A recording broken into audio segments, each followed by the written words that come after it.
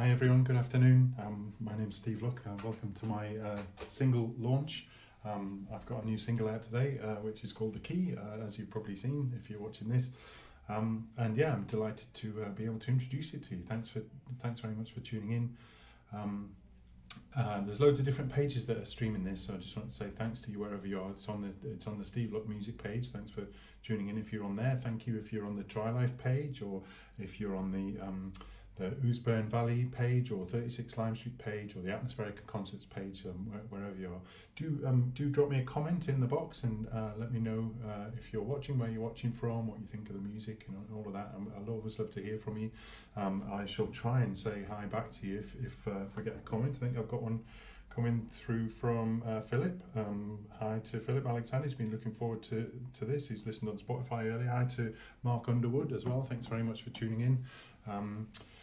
So yes, this single is called The Key, and it's the first one in a set of 6 that I've got planned for release. Doing one every month. I'm going to be doing one of these things every month, releasing a single and then putting together an album for release in September later this year. So that's the plan, kind of monthly release of new music for you.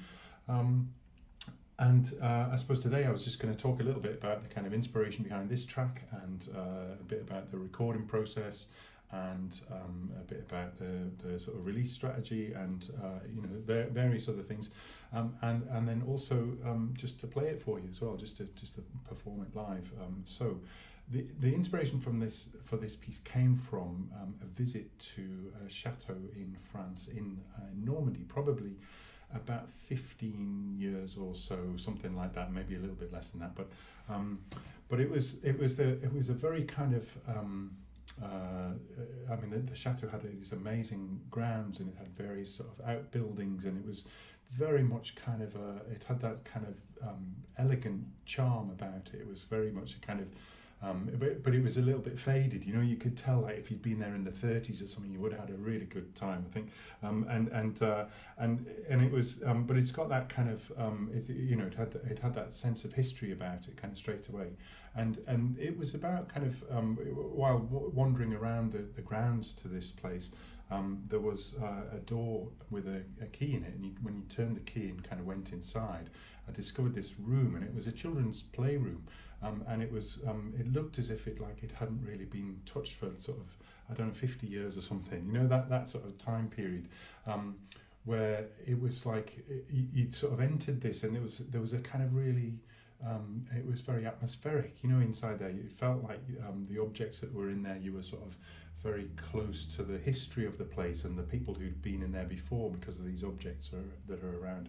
There was like a definite sort of palpable sense of history, and that you were close to the like I said, the people who'd been there before.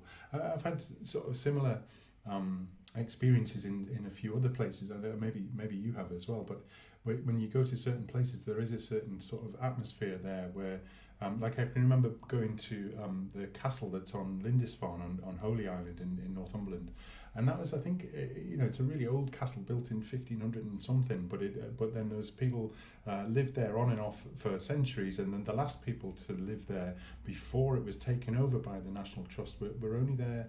They were there as between about 1900 and about 1944 or something like that. And it was like a holiday home for them, and up until I think more recently than that as well. So the objects that are there, and the kind of surroundings and the views that they have, and all of that, when you're in that same space and kind of sharing it, it's almost like there's a sense of connection with the past, I suppose, and that's really what this piece was about, and kind of trying to capture, I suppose, a bit of nostalgia, I guess, maybe you could call it that, or like this palpable sense of history, I think, and mystery. So I kind of set about trying to capture this feeling, and this piece came about, so it had to be in a minor key for that rather than a major key. It's in the key of G minor, which is kind of interesting. I've got a little photograph to show you. The other thing about it is because it's French, so it kind of sounds a bit French as well, and I'll talk a little bit about why that is. But it's got that kind of It's in three times. So it's a waltz tune, and but there was a composer called Marc Antoine Charpentier, who was around in the sort of 1600s, really, and he wrote a book called The Rules of Composition. And this is a little clip from The Rules of Composition where somebody's kind of put this down. And this is a list of the keys that there are. Remember, this one's in G minor. So here's a photo of what he suggested were appropriate descriptions for the music that's composed in these keys. So the G minor one, strangely, is the same as in G major, but it says it's serious and magnificent. So you can judge for yourself whether that's a good thing, and whether I would match that, or whether that matches the description of the piece or not. Maybe next week I'll go for E minor. I think, and next month maybe we'll do E minor with effeminate and amorous and plaintive maybe. But yeah, it's quite interesting is that all of those years ago, 1682, that these things were in play, and I think they're not too far off the mark, some of them. So yes, so that is that's the key that the piece is in. The melody has a kind of French feel about it. It has, I think, it's sort of influenced or kind of rooted in the tradition of the sort of chanson française, which has a sort of characteristic. You'll hear it in the melody, which is it's got a little kind of syncopation. Da da da da da da da. It's that kind of three time kind of rhythm. And that sort of matches more closely, the syncopated character of that matches more closely with the French language than it does often with English. There's also a part in the middle section of the piece where I would go up a register and play in this higher part of the keyboard, which gives it a sort of, it sounds a little bit like a music box. I suppose that was kind of harking back to the fact that it was a children's playroom that it was inspired by. And also it's performed on, I recorded it on this piano, and I don't know if you can see here, but I was just going to demonstrate quickly the felt that's here. It's normally used on a piano. The felt is normally used to dampen the sound, to make it quieter, so that you can practice and not disturb the neighbours and things, and make the sound quieter. But this is actually it kind of gives it a very sort of muted quality, a very sort of intimate sound. And I'm pressing a pedal down now with my foot, but you can see that section of felt going in between the hammers and the strings there. So that's what creates that kind of muted sound. So you have to push it down and then kind of lock it in place. And now, so without it, the piano sounds like this. And then with the felt on, we suddenly get. So we get a very, different sort of, again, sort of ethereal quality. I'm quite enjoying the sound of this piano with the felt on at the moment. So lots of the pieces. In fact, I think the plan for the album is to record all of it in this kind of muted way, and we get a little bit of the sort of mechanics of the flapping of the felt against the strings, and the mechanics of the instrument, the inside of the instrument as part of the sound as well. So that that all makes for a kind of hopefully an interesting experience. So I think I've probably waffled on for long enough. This is the key, and I shall play it for you now.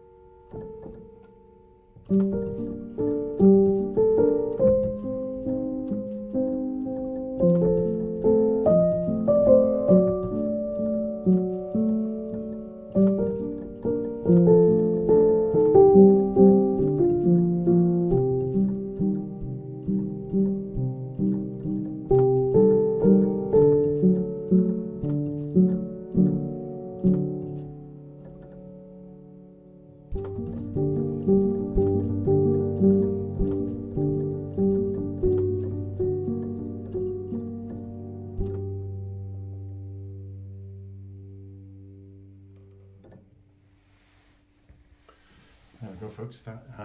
That's the key.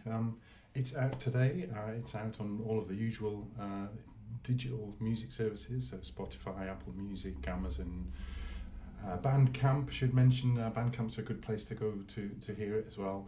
The links to where you can find the recording of the track are all in the description to the post. So wherever you're watching this, it's in the description to the event and also into the live post as well. So do please have a listen, like it and share it, and spread it around as much as you can. It's really very much appreciated when people do that kind of thing. There's a few people already to say hello to who have already put it onto playlists on Spotify. So thanks very much to the Trouble Notes who put it on their instrumental Sunday tunes, to Riccardo Pietri who's put it on his soft piano music playlist. To Atlas, who have put it on their Can't Sleep playlist, and also to Henrik Lauge, who's put it on their Classical Soundscapes playlist, all on Spotify. All of that stuff, sharing it to other friends or putting it on playlists and all of that, all kind of helps to trigger the algorithm into letting people know that this track is a popular one, and then it sort of can have a little kind of snowball effect if we do it well. So, but yes, thanks very much for listening, and thanks very much for tuning in. Just going to say a few thanks to people. Thanks to Kathy and to Nade Hope, thank you. Thanks to John Robert Hipkin, thank you very much. And yeah, thanks for all the lovely comments, and thanks for joining me, and I shall look forward to seeing you all again. I've got more peaceful piano music sessions for you, 1 o'clock in the UK every Tuesday, Wednesday and Thursday, so do join me on Facebook Live for those as well if you can. Thanks now, bye bye.